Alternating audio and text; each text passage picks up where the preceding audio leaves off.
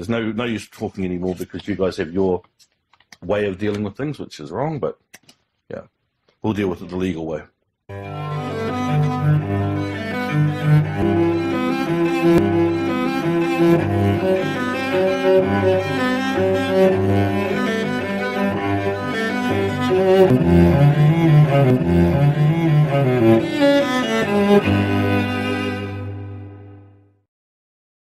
Mm-hmm. Yep. And are you okay with the expectations we set?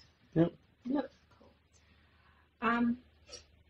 So I guess, like I said in the initial email, the purpose is really face-to-face introductions, getting to know each other, and giving you the opportunity to tell us what you want us to know and for us to actively listen. If you have any questions that you want us to answer and we don't have the answers, we will get back to you. And we can commit to a time frame here today. And if we need to have any other hui, whānau hui, whatever type of hui or discussion we need to have, we can arrange it and set the agenda today too, if that's what you would like. Is there any questions about us that you're wanting to know about our roles? Well, you guys called the meeting, so we'd like you guys to start. Where do you guys see this going, and how do you see it happening? So ultimately, we know that the goal on the current court records is that it's a return home goal. Okay, so going by that, how is that supposed to happen when we've also got it recorded on record that was not happening anymore? Have you guys read the file? Yes. Okay.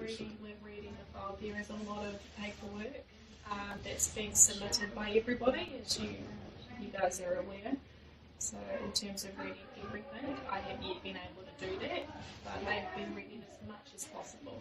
So going by that, I'd have to assume that you're not up to speed on where the case is at. I can 100% today say I know exactly where the case is at. Okay, and so my agreement on coming to this was the fact that it was written down that you guys would have yourselves up to speed before you came to this meeting. Mm-hmm. And it sounds like that is not the case. In the email, we also said that we could read everything and we still want to hear from you what you think. We've already tried to work collaboratively with Oranga Tamariki, with whānau huis and hui whānaus. Okay. My view of the hui of whānau and whānau hui is it's not worth the paper it's written on, simply because your legislation says that the only one you can take back to court is a FGC 128 report. So therefore whānau hui and hui of whānau is absolutely useless, and that has been brought up at the Waitangi Tribunal as well. Okay, so how you were saying about leading forward, I would think that having a whānau hui, which we did last time, we had a hui of whānau. And even though the two whānaus agreed, it was the social worker and the lawyer that decided that was not going forward. There are full agreements from both whānau, and yet OT step in and go, this is not happening. We don't care what your advocate says. So, yeah. We've basically come here today based on the fact that, okay, we wanted to find out where you guys were going with this, because we do have avenues to pursue it higher than the District and Family Court, and if need be, we will do that.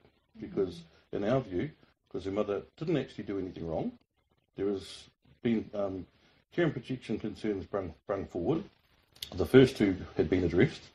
So what we would like to know is what are the care and protection concerns right at this stage now that Oranga Tamariki have never addressed. And every time we've asked for it in written communication, they cannot list them.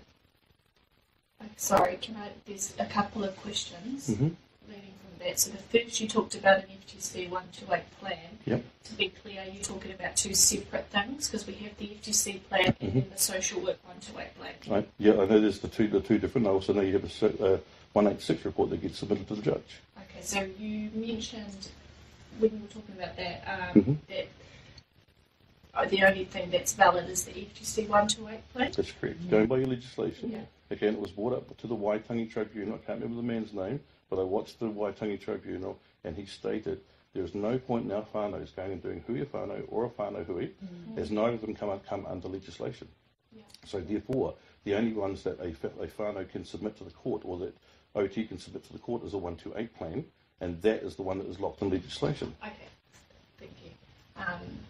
And then the second question that I had was, the whānau hui that's occurred, was that subsequent to the 128 plan being Both before were. the court? Both the hui whānau and the whānau hui were. Okay.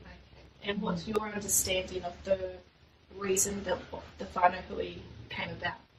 What was the purpose? That was based on the fact that Because we asked for it. we asked for it, and then the hui whānau was based on the fact that there was a discharge hearing on, it was either May or June the 5th last year, and we were asked by the advocate to withdraw it out, the application out, because it would go to a hui whānau and more would be able to be collaborated. And that is exactly what OT, we would like to collaborate on this, but to us it became a case of, let's get them to take it out of court and do nothing about it, because that's what happened. We come away from that with nothing.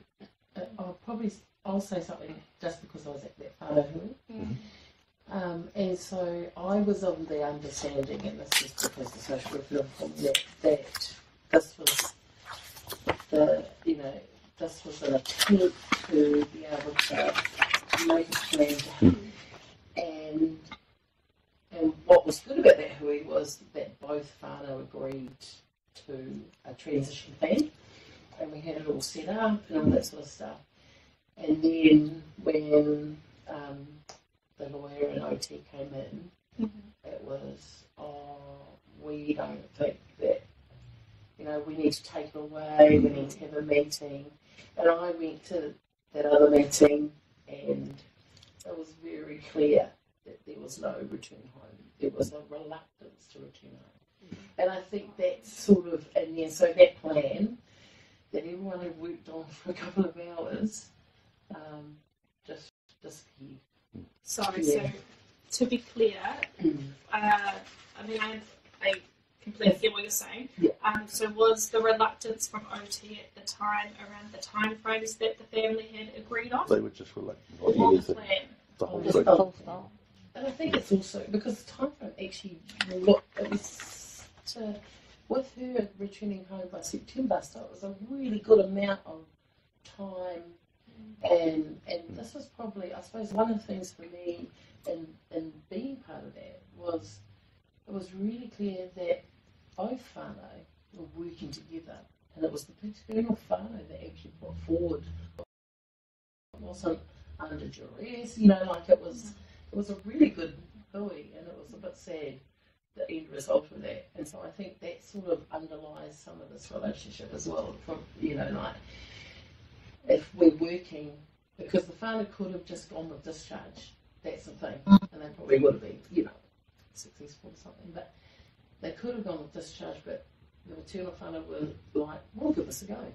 We'll put it all in. So I think that's probably one of the other reasons why it's like, where is Oranga Tamariki going with this case, given the underlying stuff? And I think you've also got to take into account that when lifted, Emily put in place an S128 plan. Okay, now she did this without any knowledge. Okay, it was handed in on the 16th of April. The judgment was done on it on the 17th of April. In October, we found out the judge never approved it. It's been filed, but not approved. The bad thing about it was, you can't turn around and say to someone, I want you to do these different courses, knowing they're a 16-week course, and then say I'm going to review it in 8 weeks. There's no way the person could complete it. Especially during COVID. Yeah. One thing I do want to bring up, I'll let you guys have a read of this. This is what I got this morning.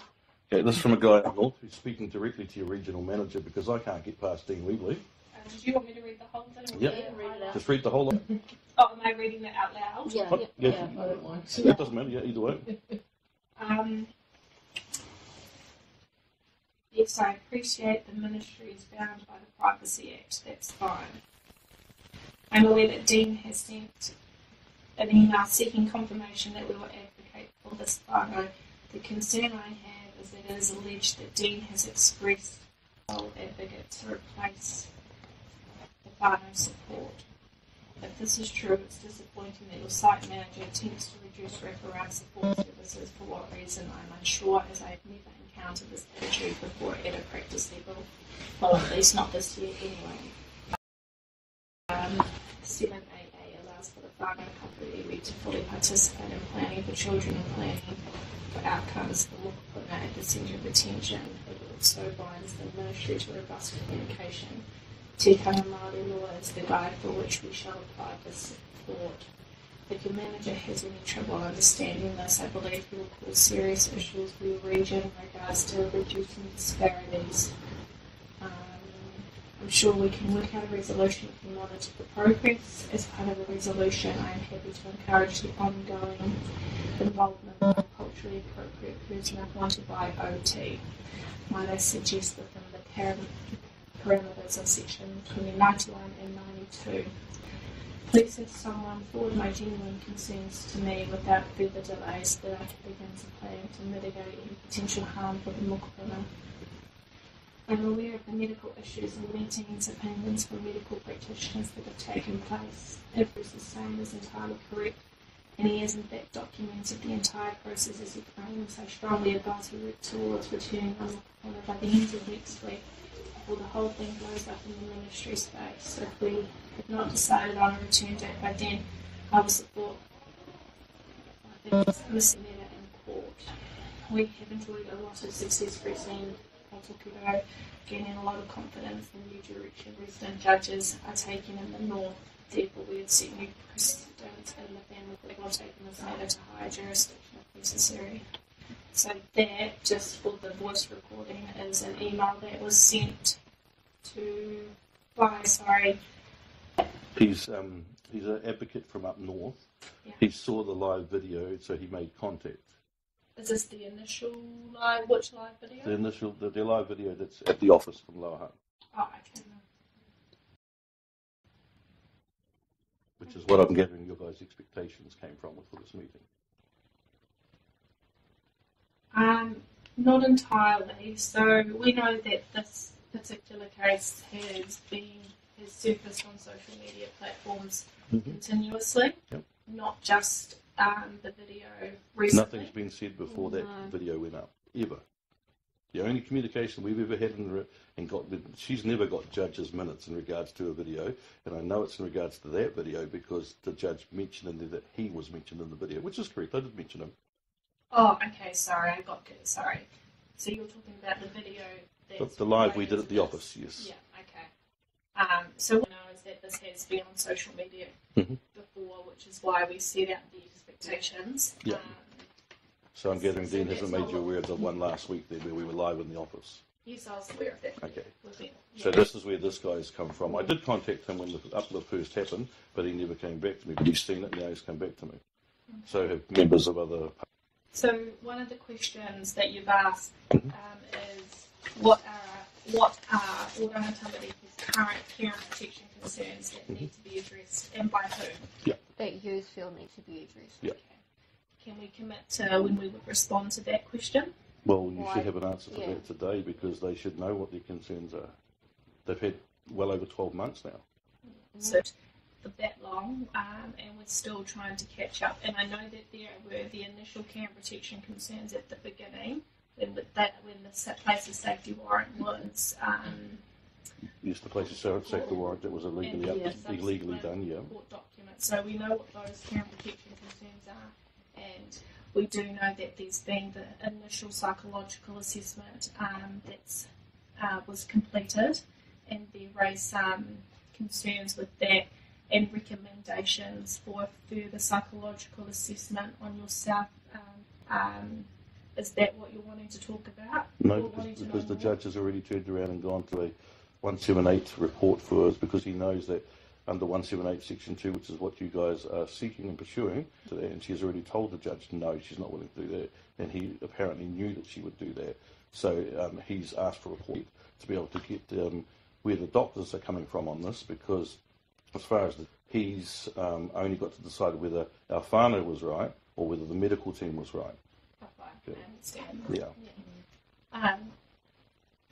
My ignorance around this particular subject. What was your reasoning for your non-consenting to the psychological assessment being completed purely on you? That's all in the relevant email correspondence. So I'm not going to be going into that. I've already said no, so that's the end of it. Okay.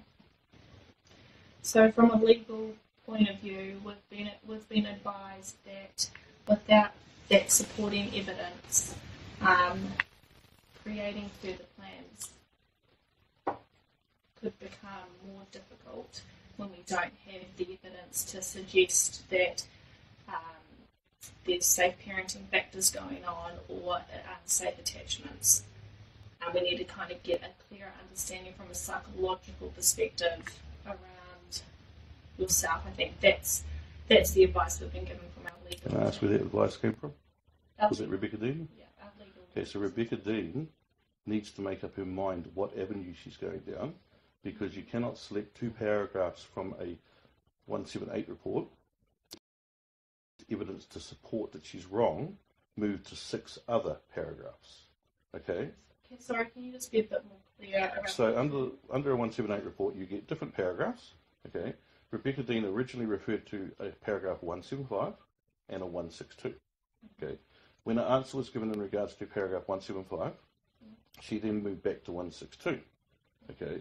When we clarified 162 for her, she now moves to I can't remember the numbers, but there's 6 other paragraphs now instead of 175 and 162. Okay? Basically, what it comes down to from a legal perspective, from my understanding of the law, is this. Okay, you've moved the 2 paragraphs. That hasn't worked. Let's fish for others and see what we can get.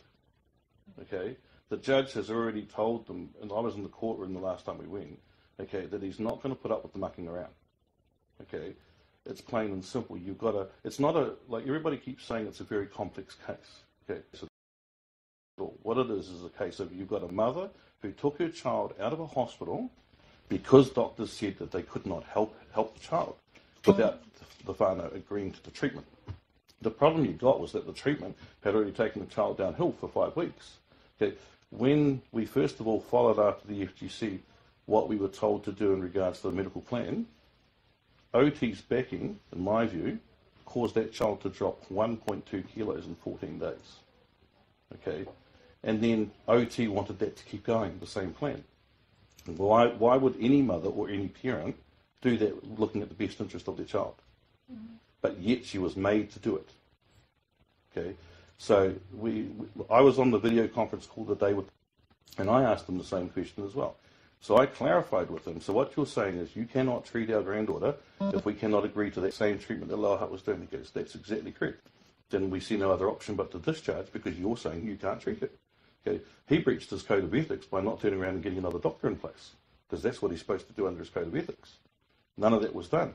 He accepted the discharge that day, and then he wrote an email to Emily to be able to give to the courts, which was on the affidavit, to state neither myself nor my daughter should be able to have any medical input to the decision-wise. Okay. 8 days later, he turns around and he writes to Emily and says, "What if I'm wrong? What do we do if I'm wrong and I can't prove it was medical?" Okay. 8 weeks after that, he gives another communication to her stating that he now believes that no whānau member is at fault. We have all of this documented as evidence. And the diagnosis was failure to thrive. No, that was not No, a it's not a diagnosis because the diagnosis. child I had confirmed by when they were trying to get her to have this fundoplication, which is a surgery to tie off the top of the stomach. Okay, I spoke to Professor Will, told him that child had eaten orally before, and as soon as I brought that up, he refused to do the operation. He said, without the whānau consent, he goes, or wanting to go ahead with this, I'm not prepared to do this. I've just been told this child has eaten orally. This fundoplication is only for a child who has not eaten orally, and yet OT were backing that as well. As far as I'm concerned, we've had to stand behind our daughter for a year to be able to help our granddaughter not get invasive surgery because that's what OT wanted to back. Now she's having to go through physical abuse. And now she goes through physical abuse because of where you guys placed her. Yeah. As far as I'm concerned, I look at it from this point of view. Okay, your act may say that you're not held accountable, but I have specific evidence that shows accountability. Okay, and once this case is finished and she gets her daughters back, I'm pursuing personal private prosecutions as well against any person who's been involved in the case. Because it's just wrong what's been done. And you should know you're the one that uplifted her. You were there that night. So your statement about the S178 brackets 2 and the safetiness of me being around my daughter, as well as the attachment, you're just going on about that about me. Where has there been any concern raised when we were admitted on the 3rd of March all the way through till now. I've had nothing but supervised, but yet your guys' caregiver does that to my daughter, and yet she's deemed safe the first time, and now it's happened the second time, and what are you doing about it? My daughter's scared because of it. I just wanted to put something in there. A while back, I think it's a few weeks ago, my boss was with Jen and Emily, so I think it was with Jen. And one of the things that forward was the fact that I've been involved with this case for a long time. I've been doing the access, also just at home I was able to watch and all the attachment type stuff. One of the things that said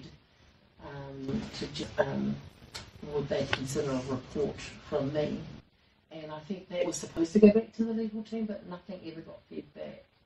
So I suppose I'm just sort of putting it there as well, because if we're thinking about the attachment relationship, then I believe it's quite secure, and there's enough evidence in the access reports, even throughout the time of Jess through and all that sort of stuff. So what you asked if Jen was a social work report on the attachment and parenting styles you've seen. They're saying, we need to have a psychological report. I knew that when she was referred to mental health, that she wouldn't meet the criteria, because I worked mental health for years. You've got to meet a secondary criteria, and there's no way it's the primary. In terms of attachment, that's one of the other areas that I specialise in. So I suppose I'm aware that it's Rebecca requesting that sort of stuff, but probably also having awareness that that's something that we can feedback on. Plus there was a time there where other people that I worked with did some access as well, and so there's enough feedback from them in terms of the questions that are being asked. That's all. But so that's just something I want to put out there, given that it was requested in another meeting.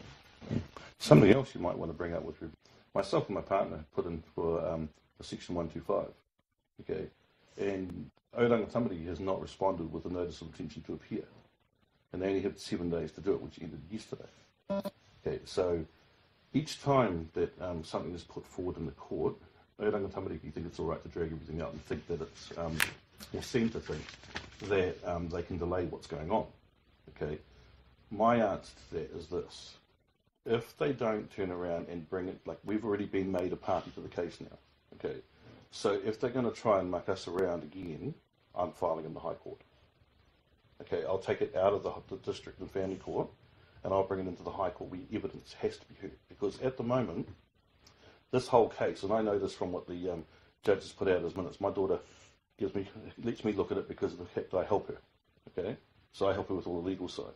Okay, so going by what I have seen come through, okay, Oranga Tamariki are just trying to delay what's going on. They know they haven't got a case. Okay, but the problem that we've got is we've got an email in regards to unsupervised access. There was only 2 things that she had to worry about: transportation and the fact that Emily kept on saying there is tension between the 2 whānau. Yes, there is, created by OT. Okay, OT keep creating that tension. At the Huia whānau, when you guys were not in the room, there was no tension at all. We just discussed it and decided what was okay. The problem is OT didn't want to hear it. That you were part of that whānau. Yeah. So we all had agreements. The minute they walked back in the room, and there's whānaus have come to an agreement. The amazing thing for us was we were expecting to get hold back from the paternal father, but it was actually who came up with everything that she wanted to happen. We were quite happy to agree to it. OT walked back in the room and went, no, there's no way that's happening. So I'm just, for myself, and I think for my whānau, I'm getting to the point where sick and tired of being mucked around by OT, been through the system myself, know how it works. So I'm going to do the best I can to get my granddaughter out of that system, because you guys, unfortunately, you may not intend to do it, but you act in a harmful or abusive manner to any child. I've seen it myself in a family home myself. Okay, I've been in there. You're not making it easier for the mother and the child. You don't work together with the whānau. Okay, I can honestly say that with as a social worker, when you look up on the Social Workers Registration Board the 10 competency standards, she didn't have any of them. The way she dealt with our whānau, she had none of them. It's a legal uplift. Yeah, and that warrant that was dealt with that night, okay, after reading up on it, was done illegally. Okay, you cannot come into a house and take a child without first, number one, you guys didn't execute it, the police did. The police officer handed that to me. So you guys didn't execute it. Okay.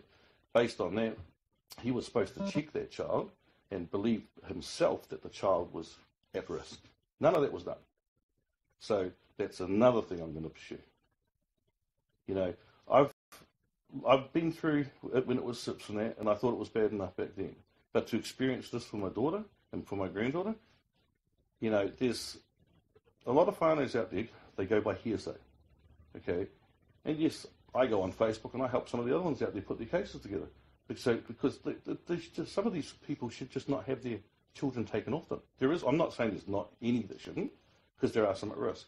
But when my daughter does nothing wrong, besides remove her daughter from a situation where she keeps going down a way, I mean, the medical team had that child at Lower Hutt borderline hypoglycemic every single day. Something she had never been through. When a doctor or a nurse can walk into a ward and a child goes like this, ready for a pinprick test, okay, that's just, to me, that's just unbelievable. No kid should be going through that, especially not one that's 2 years old. So I will not be stopping until I get my daughter back the legal way. I'm not going to stop. So if any of you guys from OT think I will, you can think again, because I'm not. My daughter needs I don't care if we end up having to take this to Supreme Court. We will do I it. will do whatever it takes to get her back legally. I do not care. You know, we come to this meeting today just simply based on the fact to find out where you guys were heading with it, because that is our plan, is to, depending on the court case with myself and my partner go through, okay, I'm only going to give the judge one option that day, and if he's not taking it, I'm going to the High Court. So I'm sorry if it wasn't clear in the email, but the purpose of the hui wasn't for us to tell you where we were at. It was purely for introductions and for you to tell me, or for you to tell Oranga Tamariki, or us, what you want us to know about your life. Okay, the easiest thing is then, are you guys going to do our orders to put into the court to return her to her mother?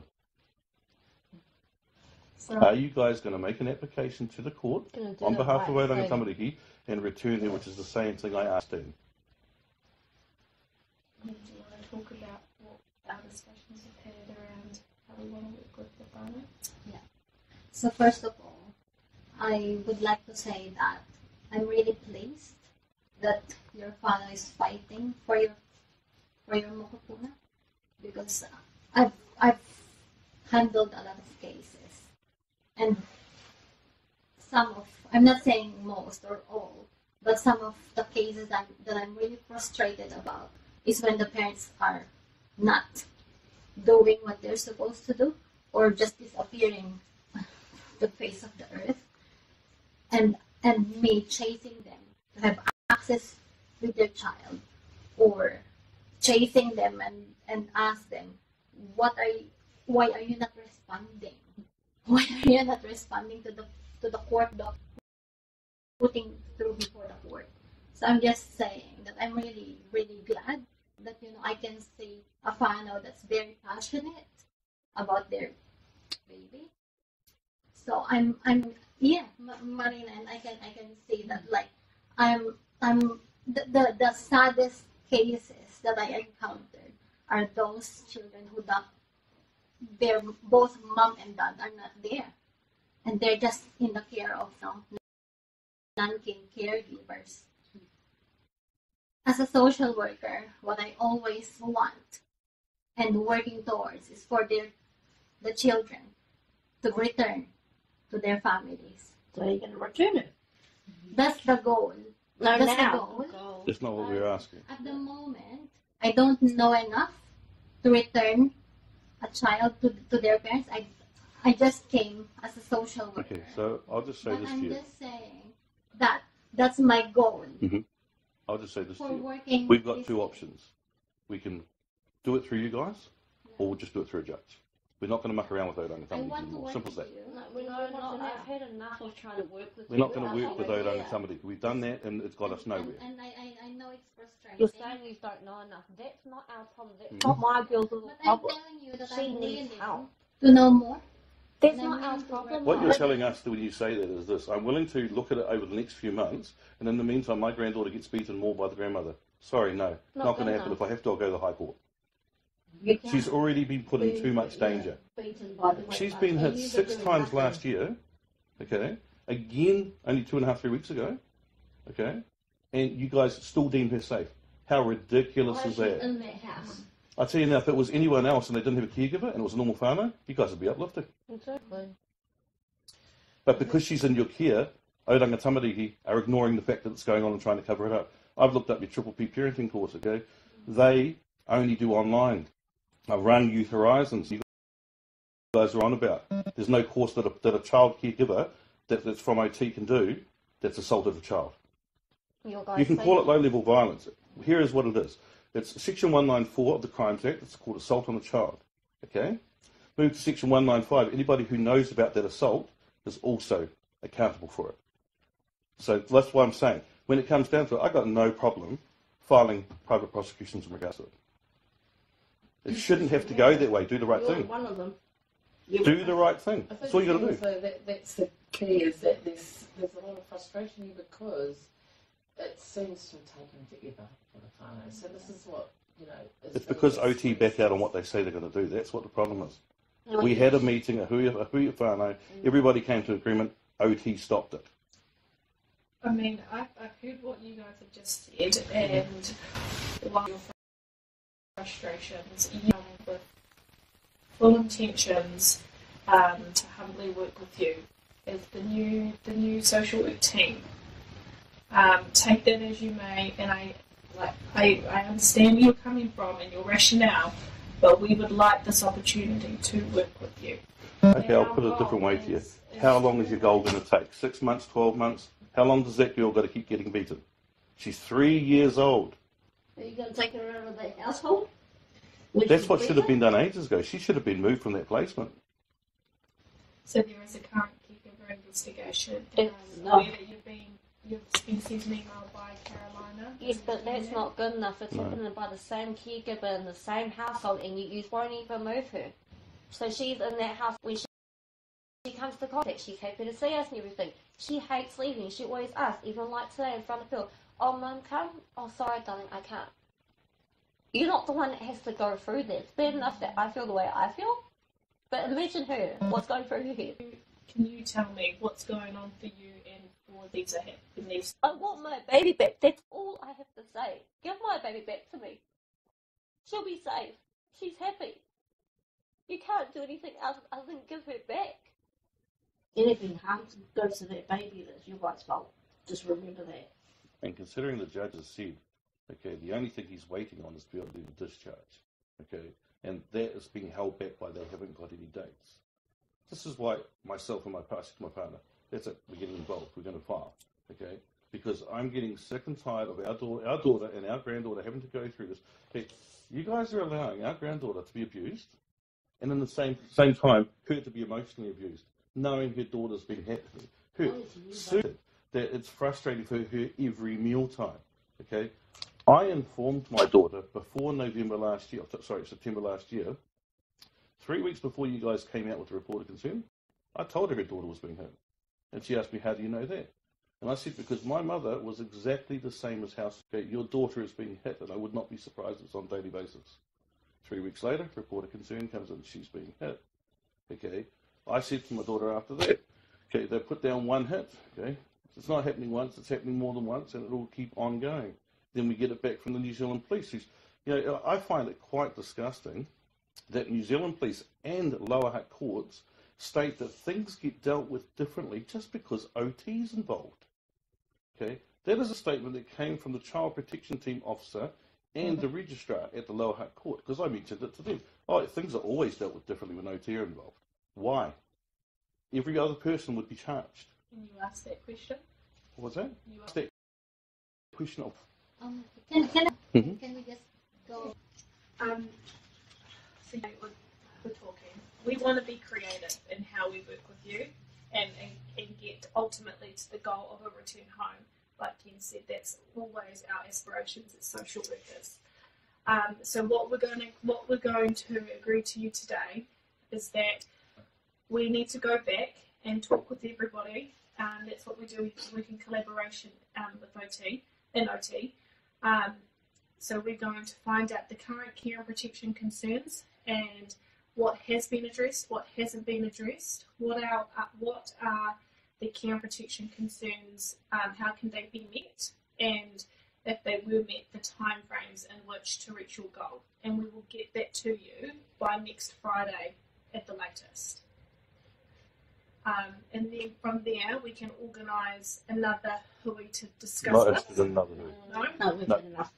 So here's part of the case note that Emily wrote up. You read that, okay? Now she That's states from your there. OT file. That's from your OT file. She stated at that stage that's the most ill she's ever seen a child. That's what I was bringing up about. Okay. And if you're And that's not under custody. the OT custody and caregiver. The other thing I want to raise once you've finished reading that.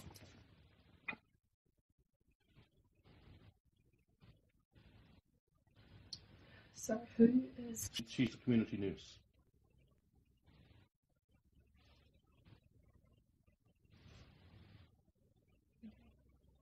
Now the other thing I want to raise with you guys is this, okay? Bearing in mind with that, I ran through to Wellington Hospital myself, trying to arrange to get my daughter seen there ASAP, and that's following all of that. So while they're saying, well, you know, we've got to see what we can do, I'm running through to the hospital saying, well, my daughter needs to be taken in ASAP. Then what does the caregiver come back with? Oh, after her nap. Her nap is usually nap in the car. Her being seen by a medical professional to get treated when she's in that state is more important. And the fact that when she arrived at the hospital, she was diagnosed as clinically dehydrated. Okay? Not dehydrated, clinically dehydrated. Okay, so not much further, and she wouldn't have had dehydration in her to stay alive. Yet her caregiver, that you guys approved, thought it was all right to leave her asleep until such time as she woke up, rather than dealing with it urgently. Okay. The other thing I want to bring up, that caregiver wants to take that child at the end of March, 27th of March to the 4th of April, up to Auckland, where we know COVID's going up and down all the time. Okay. My daughter has already put in for a guardian dispute on that. Emily obviously thought it was quite smart to come back and state, because the judge had stated that he could not rule on the grounds of it, okay, that they were going to allow her to go anyway. That is not what the judge stated at all. What he stated was this: I cannot deal with it on a without notice basis. The other parties involved in the case have a right to be heard, so this would have to be on notice. And as I have brought up with the courts, for a judge to turn around in the second paragraph and say, and even if I'm wrong, which means he's not sure of the law, okay, that it would have to come back into court anyway. So what I'm going to tell you today is this: if Oranga Tamariki is not going to stop that happening, because we are now parties to the case, I will file a dispute for it and an interlocutory injunction to stop it happening. Because the child's health is more important than someone wanting to go to Auckland. And I've already stated I do not consent to her going. That and the I fact made that it that very caregiver, so how do we know what's going to happen to her up there? So if I have to, I'll file an interlocutory injunction for 14 days to stop it happening. And I'll be filing the guardian's dispute. You have no In addition consent. to the one you've already made? Yes, Yeah. because it shouldn't be happening. Okay. OT is letting that lady get away with far too much, and in my opinion, from the records and everything I have seen, because I help her go over them, okay, too much cover-up going on. I see it in the actual OT file. I see it in the doctor's file. Okay, the two OT hospitals are colluding together to hide it, and so I'm not going to allow that to happen public. Carla, Yeah. you refer to Nan or Nanny, Grandma? She's Jemima's nanny, not Nanny. grandma, I'm because not your grandma. No. Jemima knows Exciting. nanny, and then grandma, she knows grandma smacks her, nanny doesn't, and nanny never will. So Nanny, I mean, I haven't heard much from you, so I'm just wanting to know a little bit more on your perspective of I this. think you need to give it back. That's all I want. not this, month's time and that, we don't want anything else, but you just give it back today. It's really that simple. What support what support will you provide, Jesse? She lives at our house. She lives in our house. We are in this together. Yeah. It was me that provided the homemade shake. Why don't you think about, instead of us, about that caregiver that's assaulting you? That's the thing. You guys have got the care and protection concerns in regards to our whānau, okay? But as I've listed in court, Section 14.1e, Section 14AA1, Section 14AA2b, 2a, 3b, 4a. She's in need of serious care and protection. Section 5 under your own Act through the Unicroft Act, okay? There's Section 4a, okay? Where's the safety of the child is paramount? Like I told Dean Weebly when I went into the office. There's no safety of the child is paramount, okay? I don't care how many laws I got to bring up, and if I got to take it to the Supreme Court, I will, okay? Because our granddaughter is being abused under your guys' care.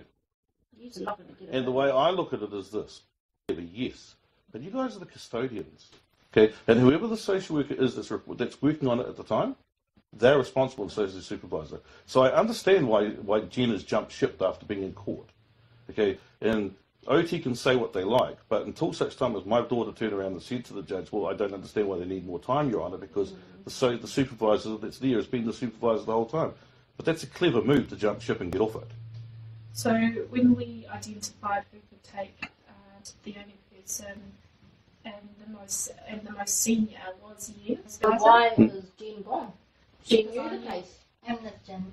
Jen is not my supervisor. Yeah, so why is she gone? Jen isn't gone from our organisation. She's currently on why is she not doing this case?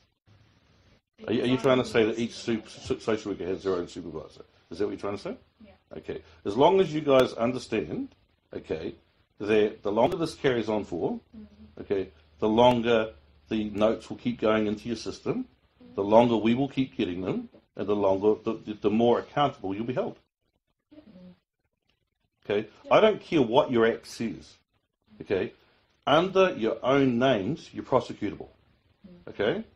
There is so much in that file that has been supplied in bad faith, okay, that is prosecutable. So as long as you guys realise that, okay, I understand Emily was there first, and Emily may think by leaving your organisation she's gone and she just has no worries, well, she's wrong. Okay? So I've already looked into all of this, okay, because when all of this started happening, you know, I knew that none of it was right. I just didn't know why it wasn't right, okay? And I've looked through Care of Children Act, the your guys' whole, what is it, 400? I've done all the research. You know, I know the family court rules, the high court rules. Yeah, as you would when you're fighting for your mokopuna. The thing is, there's no need to fight when you've exactly when you've done nothing wrong. You refuse to give it back. It's as simple as that. So we're not going to keep going through meetings or FGCs or anything like that. So we'll make it clearly understandable. So I mean, like I said when we came back into the room, we agreed that we will get back to you by Friday around the questions that you've already asked of us, and that's all we can do. Okay, in terms of those questions, it's not all you can do. Yeah, right now, I can't give you the answers. Are you going to give her back? Our goal is to return home. Are you going to give her back now? We don't want to hear about goals. We don't care about goals. Are you going to give her back? Like I said, the thing, it's as simple as filling out a bit of paperwork and filing it through the EGD system. We're asking you right now, are you going to give her back? And if you're asking right now, coming back into your care today,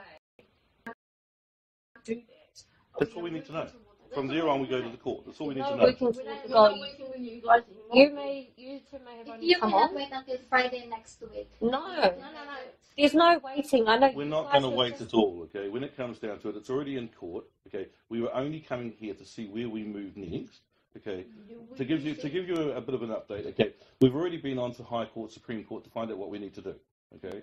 So coming here, if you weren't willing to do the paperwork to return, okay, then we go to court process. It's really simple, because you guys, at the moment, as an agency, are causing that child more harm and abuse than what she's ever was going to get with her mother, because her mother's never done it. And I understand that you may have only come on now, but your guys' organisation as a whole has to do the right thing by my daughter. But no, you choose to go along and put it through more every single day. Would you let me and Keisha speak to practice leader Are you talking about Dean Weebly? Because No, me and previously, yeah. that's Who's that? Leo. Okay. So anybody within your guys' office? No. Okay. Why?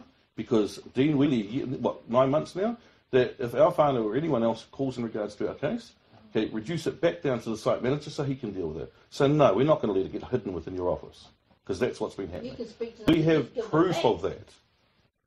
This is the thing. I don't know whether you guys are aware of it. If you haven't read the file, you're probably not aware of the fact that Dean has hidden so much. Okay, we've been to government level. Okay, ministers. Okay, and it all gets pushed back to Dean because that's where he wants it. So if he wants that, fine. He can take on the charges too in a private prosecution. Because he should not be doing that. Like the lady that pushed it back to Dean because that's what it says on the system. She said, no, I want this to be dealt with up here. I want to deal with the head, not the hand. So from my daughter's case, what are you aware of? What do you know about our case? We know that at this stage there are the applications before the court that we need to do for the notice of intention to appear. Well, you've had your time on that, and I'll tell you right now, if they come back to me and ask me, are we going to allow it, you will not be getting any more time. You've had 12 months. So we will be responding to that and we will be filing our notices of intention. It's too late. How are you going to do that when it's too late? Because they've got to ask the permission of us. We can still apply. You could apply, but that's with leave, and I won't be allowing leave on We it. can still file those notices of intentions to appear, and that's our intentions of doing it. But before we signed our names to that, we wanted to meet with you. So what else are you So aware hold on a about minute. the case? So knowing that, and knowing that it had to be in by Wednesday, why didn't you make an appointment before the Wednesday? Exactly. So to me, there's another delay on purpose. Because you knew it would have been Wednesday, because that's the 7 days you had, but you're just pushing it out further. I did give a number of dates and days and times. This was the earliest one that you gave. So that's past the time for a notice of intention to appear, which is why I've asked the court what's going on and that I want to put through without leave. Which is why I asked Because you guys are not entitled to keep pushing back on whānaus all the time like this when you know you had a date. You know, the minute that she had done that, OT was the first one in going, no, she needs to have her evidence in. And yet they want her to give them time. So what else do you know about our case? They don't know nothing. That's the thing. I think you come here too unprepared. Well, I'm asking. To talk to you.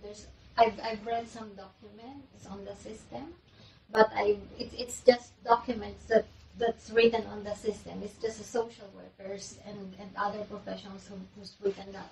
I really want to know for myself. So what have you read? That's the question I'm asking from the So files you one got. of the things that I can remember from the file is that the medical professionals advise the advice from the medical professionals are not being followed. So you're going right back to 2019.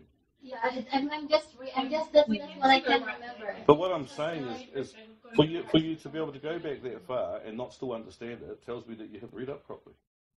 Okay. I understand that I've been involved with it for a long time, but like I say to everyone, okay, if you're gonna turn around and tell us you're bringing yourself up to speed, at least come being up to speed.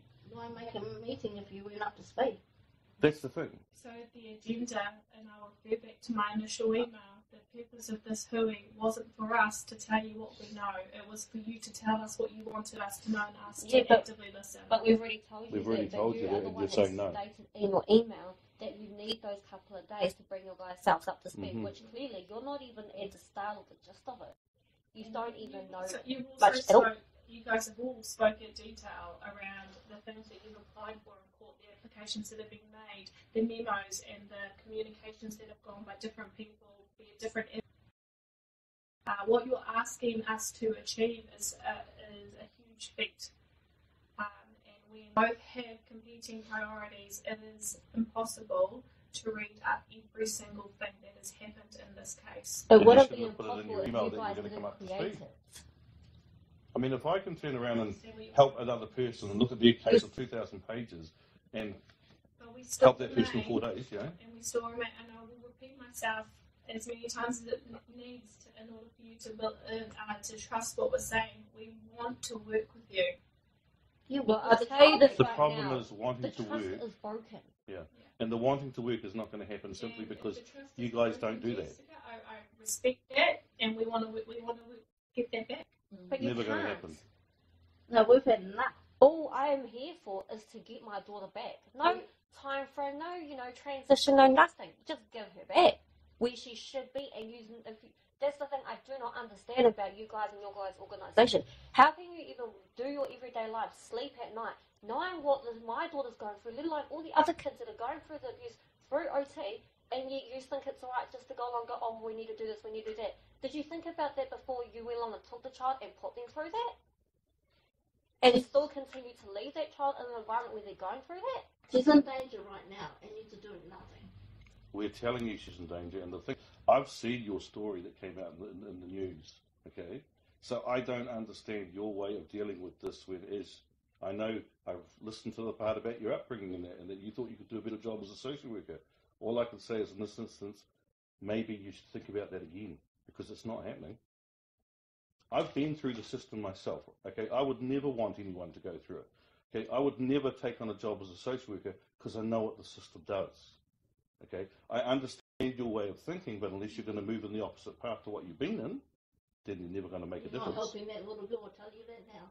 And she's got no voice. I mean, if I think back to when I was in care, okay, if someone was telling me that I had to stay away from my parents for another 5-6 months before I can go back, okay, then I would be looking at that person as being very evil, okay. And when it comes to it, if you've been through it yourself, you should be able to see it from the point of view I'm putting across, because I've been in a family home for 2 years, okay, and there's nothing worse than being held back from your family. That's the part. Like, I came today knowing that when that uplift happened, okay, and I saw that you had been part of it, okay, I looked up by social workers and I thought, okay, maybe we got the wrong social worker. Maybe that one might have been a bit more compassionate about it and dealt with it differently. Sorry, but today is telling me I'm wrong. And so to see that story, I thought, okay, there might be something. That's why I thought, okay, let's go along. We've got a supervisor that's been through it herself, so we should be able to get somewhere here, but we're not. So I'm sorry, but that's my outlook on that story. You're not going to give her back, there's no use. There's no proof. You guys don't have any proof of what has happened, okay? She's never actually done what is stated, okay? The child was in hospital 3 months with a doctor doing and it was me that turned around and said yes, I agree with you, the child needs to stay in hospital. Why? Because that doctor and that caregiver are not capable of doing anything. Okay, you proved it. You've had her in here 3 months and you still have her going downhill. Okay, it wasn't until to get her onto soy because she was flourishing on soy.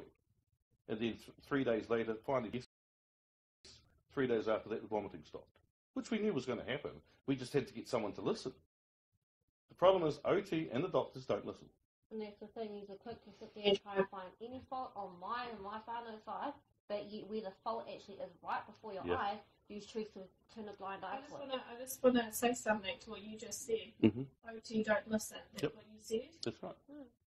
Our whole intention of coming here today, and I'll repeat myself, was to actively listen. Yep, that's fine. But you've got management that won't, so you're never going to get anywhere. Okay? When you've got a site manager that purposely is trying to hide everything, you turn around and send him the form, an actual waiver form signed by, okay?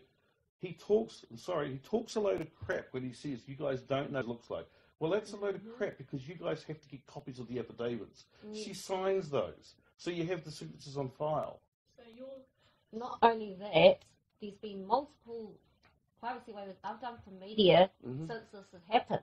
That's the first waiver thingy, and yet they've said, "Oh, we need confirmation." No, you don't. There's plenty on your guys' system. Look, you'll see Dean's that. just trying to push it out. out. If I don't want it, why would I fill it out? Exactly. privacy waiver. Yeah, and I've done how many for RNZ, other media agencies, and yet nothing comes back like that, and especially from Dean. He never emails me. And to turn around and say that, no, you don't need confirmation from me. It's in my signature. Why else would I sign it? Why else would I fill it out? And your site manager has got to learn how to do his job properly, because when you turn around and you contact people and you state that you've turned around and emailed and phoned them, okay, you got to make sure you have, okay. It's like our experience this time, not back years ago when I was younger, but this time, okay, is this, okay. Dean and Emily, okay, No, you tell me this. How does a client work with a social worker when the social worker says, I don't want contact with you? Okay. Follow that up with the site manager saying, you're not, neither of you to contact the social worker or myself. Yeah. No. Dean said to us, okay, and he's got a habit of doing this on phone calls, okay, that Jim could not communicate with Emily. All right. Then it came back when he rang me. Neither your daughter nor yourself are to communicate with anyone in our office. Okay, you are only to communicate with me, which is Dean. Fine. Put the communication through to him. How do you communicate with someone when, like I said to him when I came into the office Monday last week or the week before, how can someone communicate with you when you haven't answered an email since the 10th of April 2020? So your preferred method of contact is always and will always be email or? Well, we look at it from this point of view. Yes, the email is there, but there's no preferred contact because of the fact that there's no contact needed if the child comes back. And that's the thing when it comes to advocating and trying to do the advocating for us. He is joining my support network with my father and Marie himself. He's not talking on our behalf. He's joining us. But the problem we've got is Dean seems to think it's all right to step in and go, well, we've got this privacy waiver and we don't know whether the signature's right. Paul, you've got it on file. How many times, from how many affidavits, how many applications came through the court? You've been served with them all. I suppose what I want to say is that it's clear that the relationship between Oranga Tamariki in the past and the whānau has been marred by lots of stuff that probably we should say shouldn't have happened. And so it's come to a point where, in terms of their own safety, also doing things by email is safer because at least you've got the information there rather than over the phone. You know, so I know that you guys are coming and saying, you know, trust us, we're going to work through this, but this whānau have been through such a lot of stuff, and the times that they've attempted to do and create change, they've pretty much gotten the slap in the face, you know, in some ways. And so, and that's why I'm hearing is, where are the whānau at? They're at a point now where they're saying, if we don't get our granddaughter back, we need to take the legal route because that's the only way it's going to happen. Regardless of what you guys are wanting to do, the thing is they've been through quite a lot. You know, even just the short time that I've known them, there's been some stuff there that I would go, whew, is that really actually fair and is that really actually something that should happen? You know, as a social worker, I'm a trained social worker, attachment and family therapist. There are some things that, as a social worker, I would go, that's just not appropriate. Yeah. So I can see why they're at where they're at as well. So there's a lot of stuff, and I can see how sometimes it can look lucky, but underneath it all, there's some really clear evidence, and that it says something needs to change. This father needs to have their child back. So yeah. So, like we said when we came back in, we will get back to you by Friday at the latest. What you guys decide to do, we can't control. We would hope that you keep to the expectations that are in that initial email. By the email. Yes. And so, in terms of the notice of intention to appear, we will be filing and we will be opposing that because our goal is to return home. One thing I do want to say to the grandparents is that if we were to support that, that would be ultimately undermining what Jessica's goal is. Undermining what goal? Well, because the goal is for Jessica to have her daughter. Yep. But supporting an application where you're wanting. I'm going to ask you guys to support that. We're, like I said, I've only made the application in the court, knowing that the judge is probably going to turn it down so I can take it to the High Court. Oh, okay. Okay. They because fully at the end, support me having my daughter back, having their granddaughter back in our house. exactly. Oh, okay. So the like I say, So that was the intention. Putting it not for. We're applying for the discharge, yes, because if the judge is going to go ahead on the day and discharge it, that's good. Okay, but if he's not willing to discharge it, this case has been mucked around in the family court for far too long by both, lawyer for child and OT. Okay. I understand your position now. Yeah. Yeah, it's about time, in my view, that Oranga Tamariki stood up and did the right thing for a child. There is absolutely no reason. There's no, I mean, like the care and protection issues that were put in place, okay, I can honestly say that the application I filed, okay, has way more care and protection issues, and it's under Oranga Tamariki care, okay, and they're worse issues. They're actually worse issues. Yeah, you guys are allowing a caregiver to beat the child. These are the concerns you have with so. Yes, but they're not concerns. They're not allegations like everybody keeps trying to say. The woman has admitted to them. She's the one who informed police, I hit the child when they went there. You guys, as an organisation, are the ones who tried to hide it, saying she got hit once. Then she stated no.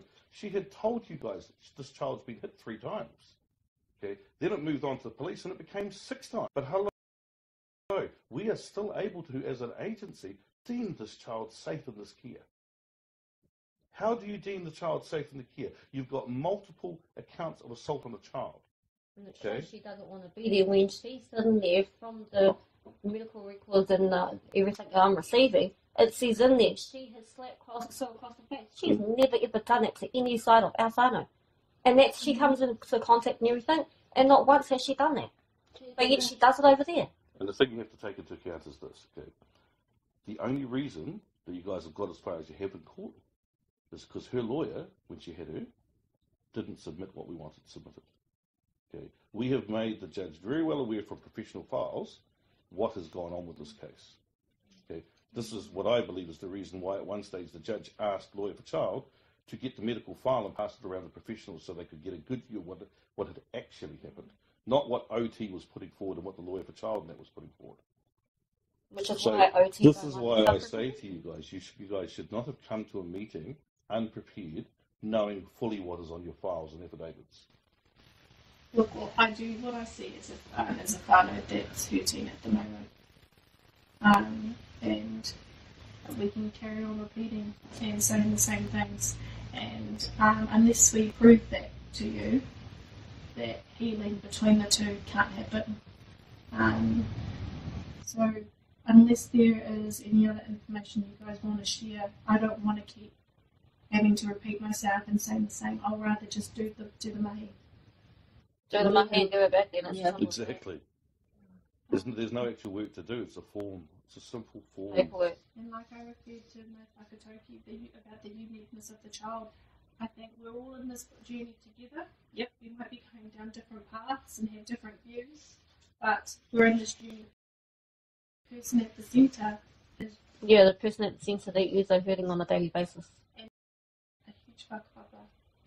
She's got whānau on both sides. Yeah, but one side that actually does care about her to the full extent, which shows when she's over there being abused, the father's over there living in that house on a daily basis, and yet what does he do to protect our daughter? So how I see this, if I'm thinking metaphorically right now, is that right now we're like steering the oars in different directions. We need to get on the same wavelength. And how that looks moving forward, I think we're just going to have to be navigating that space together and building that trust up. We need to do our mahi, and so do you, and you guys have been doing that, and your advocacy is on point. And I just reiterate without. Looks like we're getting nowhere now. Exactly. Looks like we're getting nowhere. You guys are obviously trained in the same thing because Dean came out with exactly the same wording. So we'll just end it here and we'll file it through court. Okay? Yeah, because we're obviously not going to get through with you guys either way. And going by what I've heard today, okay, you guys are still happy to leave our granddaughter in an abusive situation, which is not what we're not going to allow that. You may not have read it in the file yet, but we have told you in person today what she's going through, and yet you do nothing. And I'll just reiterate that if that child goes to Auckland, I'll be seeking orders to be brought back. Goodbye. So yeah, there's, like you say, there's no use talking anymore because you guys have your way of dealing with things, which is wrong. But yeah, we'll deal with it the legal way.